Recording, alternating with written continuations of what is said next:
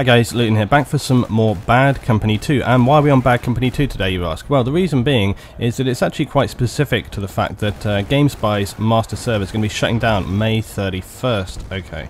And that's going to affect quite a lot of titles, those that we would be interested in, Battlefield 1942, Battlefield 2, 2142, Vietnam, Bad Company 2. And obviously this is for the PC side of things. If you're a console, I don't think you'll be affected, but I'm not entirely sure about how that's run there.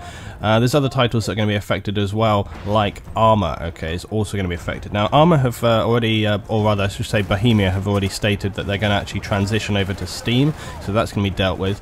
Also, on Origin, the Twitter, okay, they actually announced, I was trying to find out about this, and Ruben actually replied to me. They said that with Gamespy ending support for multiplayer services, will Bad Company, etc., any kind of patch or fix, Origin said we're working on transitioning those games after the shutdown, so you'll still be able to play them. So that's the most important thing to find out, is that basically it's going to be okay. They're going to transition them. I think this was fairly obvious, but it's good to kind of get that recognition, and it's good to, I'm making this video to make you guys aware as well, because obviously some people haven't seen that.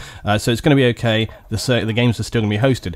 However, there are a lot of games listed. I'm not going to scroll through them all, but I will put a full list of games that are affected in the notes below if you want to check those out. Other titles like Sega, etc. have come out and said that basically they're going to also do work to make sure that they can transition properly. So there's many games that are going to be affected. Activision has said it's not going to be affected. Other companies like Sega, Capcom, Rockstar have told us that they are each researching their own solutions to the problem. Also, Ubisoft and 2K Games haven't actually issued a comment about how it's going to affect their games and what they're going to do about it. So there's a lot of stuff going on here with Gamespy, and it's a real shame because Gamespy have been around for ages. It's been kind of a fairly well-established institution for sort of hosting the servers, and it's a shame there that they're going to be sort of closing that down. But it's very good to know that the game companies are actually stepping forward and saying, okay, we're going to fix this, we're going to sort it out.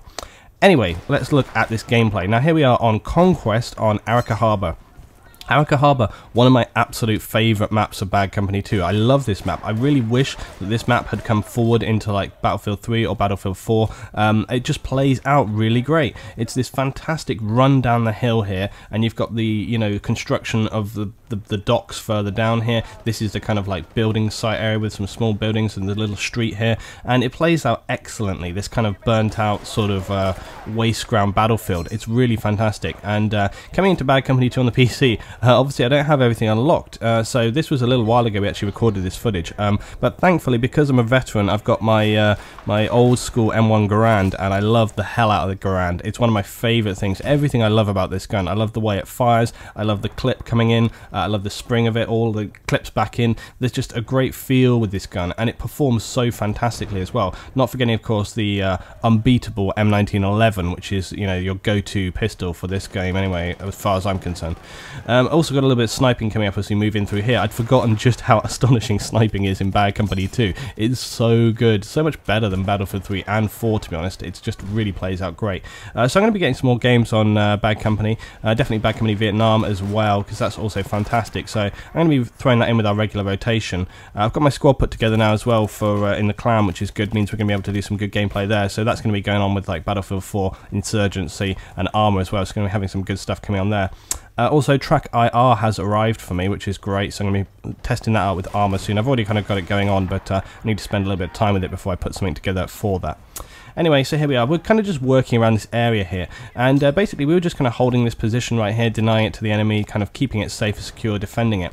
And this is actually kind of, you know, I've been playing a lot of Conquest the last week, and I had a load of frustrating games on the stream, and then last night we played a load more games, and it was very positive, and you know, often my playstyle, I tend to kind of take the weight of the game on my own shoulders. That doesn't mean to say that I'm like, I think that I'm like the person that will win the game as such, but it's more that like I look around at what's happening, I think, oh my god, we need to be here, we need to be there, we've got to push forward, this base needs to go down next. You know, I'm constantly looking at it all, and that kind of, it probably comes from my past of being like raid leader and WoW and stuff. I'm constantly looking at the overview of the entire game and sort of trying to assess like what we need to do. The trouble is that when you're in a public game, that's never going to work, obviously, because, you know, you get different kinds of public games. You get public games where the players are competent and they read off of what other people are doing. don't laugh, I know that seems improbable, but actually it does happen sometimes, where you actually have people and they're kind of feeding off one another and they're actually kind of having good, competent gameplay. But the majority of the time, it is headless chicken o'clock, okay? It's just people running around all over the place. There's people right in, I mean, I was in a rib last night, whatever, and I was driving, and I was like, okay, I see an enemy rib, I come up, we're right in front of it, and the guy doesn't even open fire, and I'm like, what the, you know, what is happening here?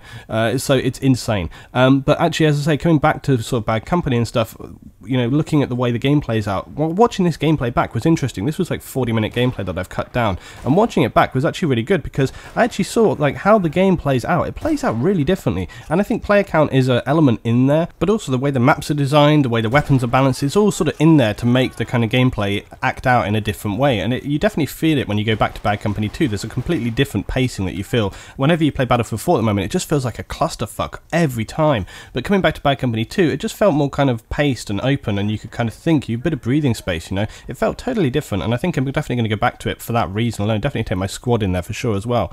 But also, as I say, from going from our gameplay, and then like last night, I was kind of reassessing what I wanted to do, and I was thinking, do you know what? I need to stop looking at this kind of overall game. I need to stop sort of trying to take the weight of the game overall, because I get so frustrated when the game doesn't go down and when things don't act out, when I look to places and I think, oh my god, we need to go there, and then it doesn't happen or whatever. I think what you need to do is kind of work with your squad and just try and perform well with your squad. If the rest of the team doesn't pick up from that and they don't sort of fulfill their roles, that's on them, it's not on you. If you do your job well and you actually fulfill the role that you're playing, and you actually get to bases and you take bases and you defend and you kill enemy you know, armor and all this kind of stuff, you do the things that need to happen in the game, you fulfill your role, that's what's important, and you should feel happy and confident coming out of that game, even if it's a loss, because it's not on you to win every single round, it's on the team, and if they don't pull their weight, that is on them. And again, you know, it's interesting, you go from like something like Conquest to something like Domination, and you see a very strong kind of rebalance in terms of how much impact you can have in that game.